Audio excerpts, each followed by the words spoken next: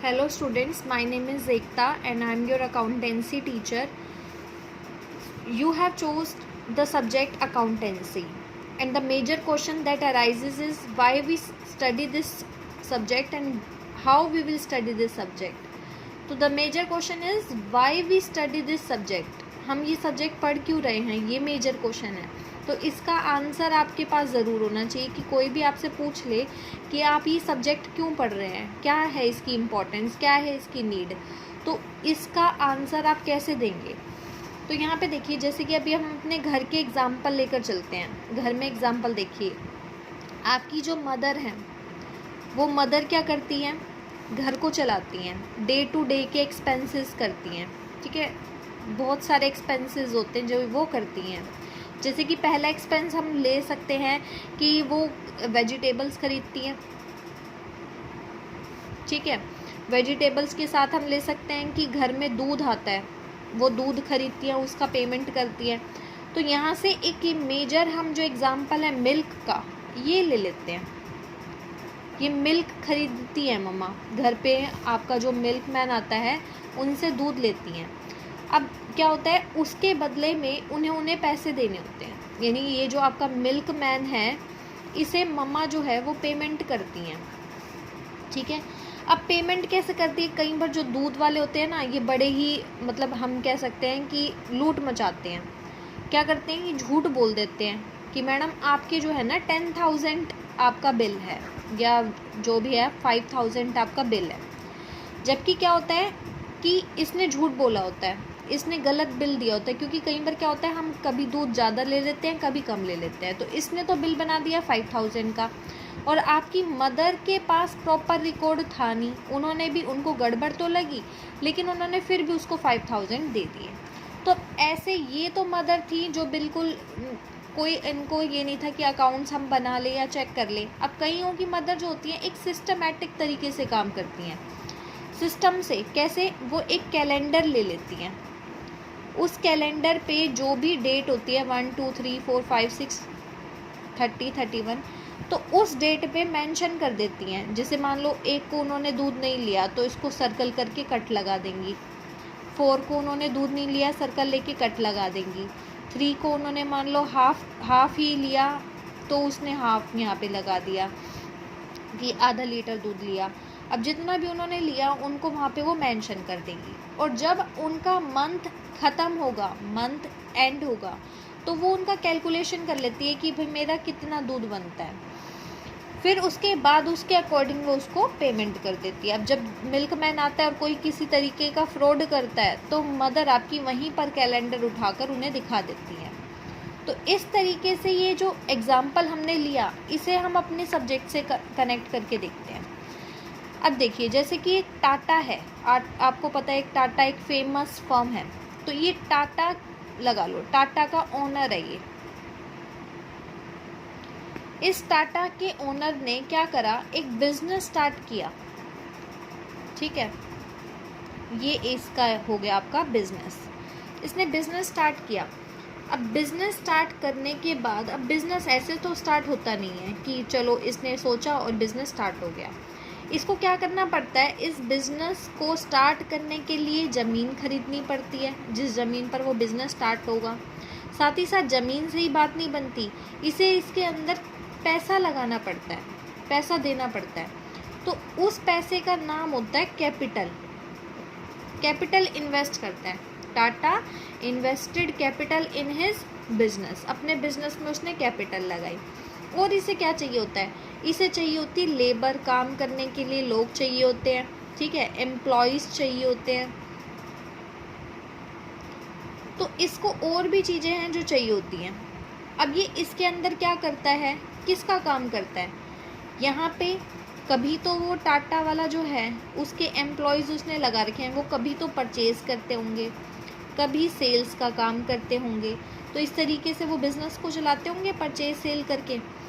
तो यहाँ पे क्या होता है कि ये बिज़नेस टाटा वाला है. कई बार, अब टाटा तो यहाँ पे चलो रिच है, अमीर है, लेकिन कई छोटे मोटे जो बिज़नेस होते हैं वो अगर स्टार्ट किए जाते हैं तो वो क्या करते हैं, अपने बिजनेस को अकेले स्टार्ट नहीं कर पाते, तो वो क्या करते हैं, अपने पैसों से स्टार्ट नहीं कर पाते, तो वो किसी दूसरे से पैसे ले लेते हैं। अब जैसे कि मैं बहुत अमीर हूँ, तो मेरे पास आया कि बोला मिस एकता आप मेरे को ना 1 लाख रुपीज़ दे दो, तो मैंने क्या किया, इसे 1 लाख दे दिया। अब 1 लाख इसने अपने कैपिटल में लगा दिया, लेकिन क्या मैं 1 लाख इतनी अमीर हूँ कि मैं इसको फ्री में दे दूँगी? नहीं, मैं इससे कहूँगी कि 1 लाख मेरे को आपके 1 लाख जो मैंने आपको दिए हैं वो मुझे वापस चाहिए, तो इससे मैं वापस ले लूँगी। तो इसने एज अ लोन लिया है, चाहे जैसे भी लिया है, लेकिन मैं इससे ये लोन के जो पैसे हैं, ये जो मैंने इसे पैसा दिया है, ये इससे वापस ले लूँगी। तो इसने कैपिटल तो इन्वेस्ट करी, चाहे वो अपना पैसा लगाए चाहे दूसरे का पैसा लगाए। तो हमें at the end of year, अब जैसे हमारा फाइनेंशियल ईयर क्या होता है, फाइनेंशियल ईयर हम अपने अकाउंटिंग में लेके चलते हैं 1 अप्रैल टू 31 मार्च, 12 महीने हो गए, 1 अप्रैल से 31 मार्च। एक आपका होता है कैलेंडर ईयर, और कैलेंडर ईयर में सिंपल हम लेके चलते हैं 1 जनवरी से 31 दिसंबर। देखो जो हमारा अकाउंटिंग फॉलो करता है वो 1 अप्रैल टू 31 मार्च तक फॉलो करता है, 1 अप्रैल टू 31 मार्च। लेकिन किसी किसी क्वेश्चन में कैलेंडर ईयर भी दे रखा होता है कि कैलेंडर ईयर से भी कई बिजनेस काम करते हैं कि 1 जनवरी से 31 दिसंबर, टोटल 12 महीने, ये भी टोटल 12 मंथ। तो यहाँ से फाइनेंशियल ईयर जब ईयर एंड होता है कब आता है, जैसे 31 मार्च आया, 31 मार्च को कैलकुलेशन किया जाता है, देखा जाता है। अब क्या क्या देखा जाता है, ये देखा जाता है कि ये जो टाटा वाला है इसने टोटल कैपिटल कितना लगाया, टाटा वाले ने सैलरी कितनी दी, टाटा वाले ने एक्सपेंसेस कितने किए, how much is the amount of purchase, इसने परचेज कितना किया, how much amount of sales, उसने कितना पैसा उधारी लिया, उसने कितना पैसा किसी को दे रखा है। तो ये इनकी टर्म्स जो है, नेम क्या होते हैं इनके, इन्हें हम आगे डिटेल से चैप्टर में पढ़ेंगे। तो इससे पहले हम पढ़ लेते हैं need for accounting. What is the need for accounting, accounting किया क्यों जाता है। At the end of each year, all the businessmen want to know how much they have gained or lost during the year. यानी कि टाटा वाला जो है वो सबसे पहले ये देखेगा कि बिजनेस में उसने जो कैपिटल लगाया है at the end of the year, साल के अंत में उसे कितना तो गेन, कितना तो प्रॉफिट हो रहा है और कितना लॉस हो रहा है। देखो जितनी भी फर्म होती है वो प्रॉफिट कमाने की सोचती है, लेकिन स्टार्टिंग स्टेज में क्या होता है कि कई बार लॉस भी हो जाता है, उस लॉस को संभलना पड़ता है। जैसे कोई भी, अगर आप देखिए कोई भी फर्म है जब स्टार्ट हुई है तो वो लॉस में जाती है, लेकिन धीरे धीरे प्रॉफिट अर्न करती है। तो लेकिन ज़रूरी तो होता ही है कि लॉस कितना हो रहा है, प्रॉफिट कितना हो रहा है। तो सारे बिजनेसमैन ये जानना चाहते हैं कि उन्होंने कितना तो प्रॉफिट कमाया, कितना उन्होंने लॉस किया। How much capital is invested in the business, अभी बताया कैपिटल मतलब the amount which is invested in the business, business में जो अमाउंट लगाया जाता है बिजनेस को स्टार्ट करने के लिए, उसे हम कैपिटल कहते हैं। कैपिटल कितना है, how much amount they are liable to pay, उन्हें कितना अमाउंट पे करना है। जैसे कि हमने कहा था टाटा वाले ने एकता से पैसे क्या लिए, उधारी लिए, तो कितना उसे पे करना है, and to whom they owe it, और उसे कितने लोगों से पैसा लेना है। कई बार क्या होता है टाटा बहुत अमीर है, वो दूसरों को भी पैसा दे देता है। So it is essential to keep a complete and systematic record, इसलिए जैसे हमने बताया मदर एक सिस्टम से चलती है, ऐसे ही फर्म में भी कंप्लीट और सिस्टम से रिकॉर्ड होना चाहिए हर एक ट्रांजेक्शन का। ट्रांजेक्शन मतलब जो भी हम एक्टिविटीज़ कर रहे हैं, खरीद रहे हैं, बेच रहे हैं, परचेज कर रहे हैं, सेल कर रहे हैं, तो ये इन सब का एक सिस्टमेटिक रिकॉर्ड होना चाहिए। बिजनेसमैन कैन नो, कैसे क्या क्या पता कर सकता है बिजनेसमैन अकाउंटिंग से। How much amount of purchase, purchase का अमाउंट कितना है, how much is the amount of sale, sales का अमाउंट कितना है, ये सब पता लगा सकता है। टोटल एक्सपेंसेस कितने हैं, प्रॉफिट और लॉसेस कितने कमा रहा है। फाइनेंशियल पोजीशन क्या है, फाइनेंशियल पोजीशन होता है कि ये बिजनेस जो भी स्टार्ट किया गया वो किस सिचुएशन में है, प्रॉफिट की सिचुएशन में है, लॉस की सिचुएशन में, स्टैंड का करता है, उसका नाम कितना है। Capital at the end of the year, year के एंड में उसकी कैपिटल कितनी है। डेटर और क्रेडिटर, डेटर मतलब क्या होते हैं, डेटर का मतलब होता है जिनसे पैसा लेना है, जैसे कि टाटा ने किसी को पैसे दिए उससे लेने हैं। क्रेडिटर मतलब कितना देना है, जैसे हमने पढ़ा था कि टाटा ने मुझसे पैसा लिया तो ये उसने मुझे देना है तो क्रेडिटर हुए। इन्हें और हम डीपली आगे पढ़ेंगे। डेफिनेशन क्या है, इसकी एक डेफिनेशन जरूर याद होनी चाहिए। ये है American Institute of Certified Public Accountant, American Institute of Certified Public Accountant. Accounting is the art of recording, classifying and summarising in a significant manner and in terms of money. Accounting क्या होता है, record किया जाता है।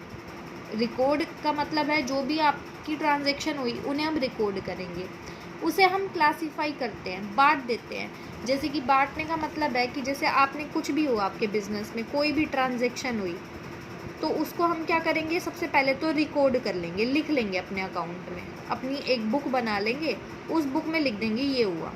जैसे कि एक book थी, इसमें कभी परचेज हुआ, कभी सेल हुआ, कभी यहाँ पे आपने लोन दिया, सब कुछ आपने एक ही बुक में लिख दिया। लेकिन उसके बाद हम इसे क्लासीफाई करेंगे। क्लासीफाई मतलब उसको बांट देंगे कि भाई परचेज़ की अलग से बुक बना लेंगे और सेल्स की अलग से बुक बना लेंगे। परचेज़ करने का यहाँ रिकॉर्ड करेंगे, सेल करने का यहाँ। तो जब भी किसी को चेक करना है वो परचेज़ बुक उठाएगा, देख लेगा टोटल परचेज़ कितनी करी है, सेल है सेल देख लेगा किससे कितना खरीदा, सब पता लग जाएगा। तो यहाँ पे हम क्लासीफाई करते हैं। क्लासीफाई के बाद समराइज करते हैं। समराइज में हम समरी तैयार करते हैं। समरी का मतलब होता है कि हम ये देखते हैं कि भाई हमें ये प्रॉफिट हो रहा है, लॉस हो रहा है, कहाँ पे हम स्टैंड करते हैं बिजनेस के अंदर, और ये सब मनी में रिकॉर्ड किया जाता है। तो आगे जब आप इनके फीचर पढ़ेंगे उसमें आएगा मॉनेटरी टर्म्स। मॉनेटरी टर्म्स मतलब होता है कि सिर्फ मनी में जो है वैल्यू उसको हम रिकॉर्ड करते हैं। Transactions and events which are at least of financial character. Financial character यानी बिजनेस से रिलेटेड होनी चाहिए। ये ना हो कि मम्मी दूध ले रही है वो आप बिजनेस में रिकॉर्ड कर रहे हैं, तो वो उसे आप अपने बिजनेस में रिकॉर्ड नहीं लेंगे। And interpreting the result thereof, और उसके बाद जो रिजल्ट निकल के आता है वो हमें यहाँ से पता लगता है। तो ये आपकी डेफिनेशन है।